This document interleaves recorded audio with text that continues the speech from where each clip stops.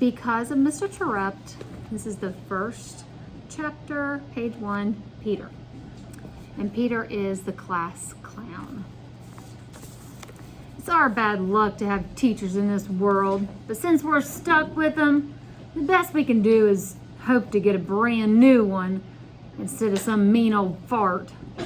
New teachers don't know the rules, so you can get away with things the old timers would squash you for. That was my theory. So I was feeling pretty excited to start 5th grade since I was getting a rookie teacher, a guy named Mr. Terupt. Right away, I put him to the test.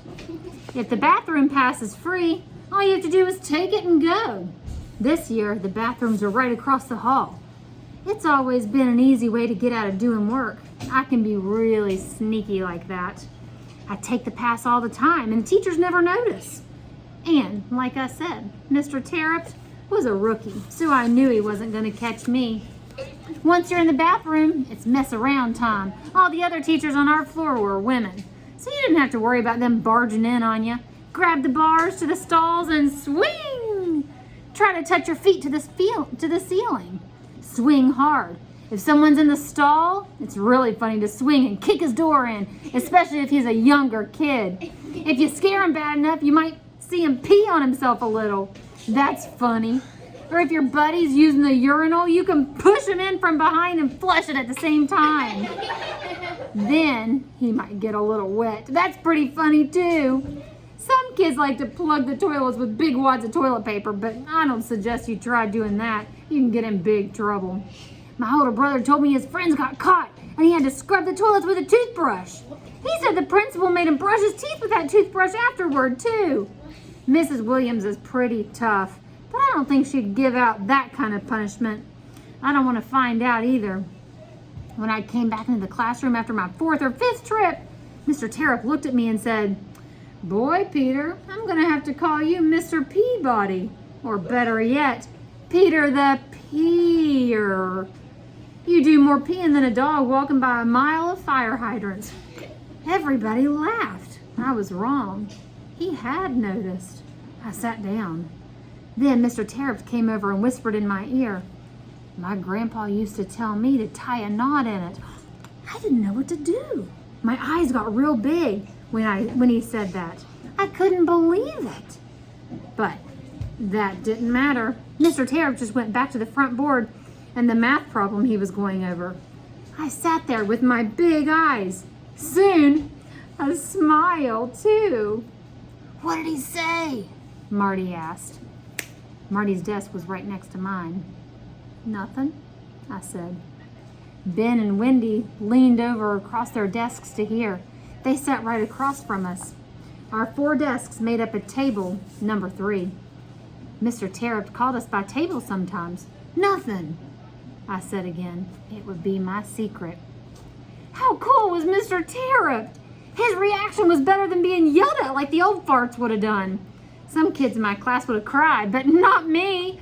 And somehow, I think Mr. Terupt knew I wouldn't. It was his way of letting me know that he knew what I was going on without making a huge stink about it. I liked that about Mr. Terupt. He sure could be funny, and I'm a funny guy. This year, for the first time in my life, I started thinking school could be fun. The next chapter is called Jessica, and she is the new girl. Act 1, Scene 1. The first day of school. I was nervous, somewhat. The sweaty palms and dry mouth syndrome stuck. It wasn't surprising after all. I was coming to a brand new place. My mom and I had just moved all the way from the Pacific Ocean to the Atlantic Ocean, over here in Connecticut. So it was my first day in Snow Hill School. My mom came to help me get settled. We walked through the glass doors and beautiful entryway and stopped in the main office to ask for directions.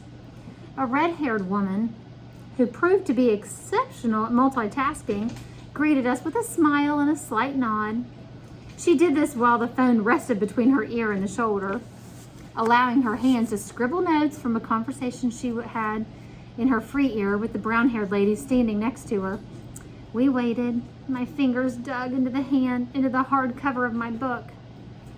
"Hi, I'm Mrs. Williams, the principal." This was the brown-haired lady speaking. She looked serious, all decked out in her business suit. "Welcome to Snow Hill School. Can I help you with anything?" "We're looking for Mr. Terupt's room," Mom said. "I'm Julie Reitman, and this is my daughter Jessica. We're new in town." "Ah, yes, it's a pleasure to meet you both. Let me show you the way." Mrs. Williams led us out of the office. I glanced at the secretary one more time. She'd be a great character in one of Dad's plays, I thought. My dad directs small plays in California, where I still wanted to be. "How are you today, Jessica?" Mrs. Williams asked. "Fine," I said, although that wasn't really true. We followed Mrs. Williams across the lobby and upstairs in search of my new 5th grade classroom. The halls smelled stuffy but clean, like they had just been disinfected. I wondered if the custodians had done that on purpose, to make a show of how clean their school was. I followed Mom down the blue speckled carpet and past the rows of red lockers where some kids were already unloading new supplies. I could feel all their eyes studying the new girl in town. After the stares came the whispers. My face burned. "Here you are," Mrs. Williams said. "This is your floor. There are 4 classrooms up here, all 5th grade, 2 on each side of the hall with the bathrooms right in the middle." Mrs. Williams pointed as she spoke. "That's your classroom," she pointed again. "Room 202. Have a good first day." "Thank you," Mom said. I just nodded. Act 1, Scene 2. We walked into the classroom. The teacher looked up from his desk and smiled at us. The butterflies in my stomach fluttered as if I were on a tilt-a-whirl. "Good morning, I am Mr. Terupt," the teacher said as Mom and I walked in. He came right over to greet us. "Good morning," Mom said back. "I'm Julie Reitman, and this is Jessica. I think she's a little nervous being a new student." My tongue felt so swollen that I couldn't talk. I settled on returning Mr. Terupt's smile. It was a friendly one. "Well, this is my first day too, so I guess we'll try to figure things out together," he said. My smile grew. "Your seat is right over there at table 2. You're with Natalie, Tommy, and Ryan. Being near the windows should give you some good reading light." "That's a great book you have there, Jessica." I looked down at my book, A Wrinkle in Time. I rubbed my hand over the cover. "I really like happy endings," I said. "Me too," said Mr. Terupt. "I'll do my best to give you a happy ending this year." I smiled again.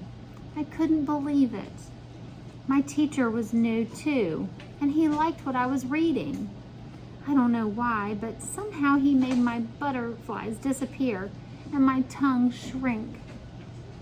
Things were going to be okay.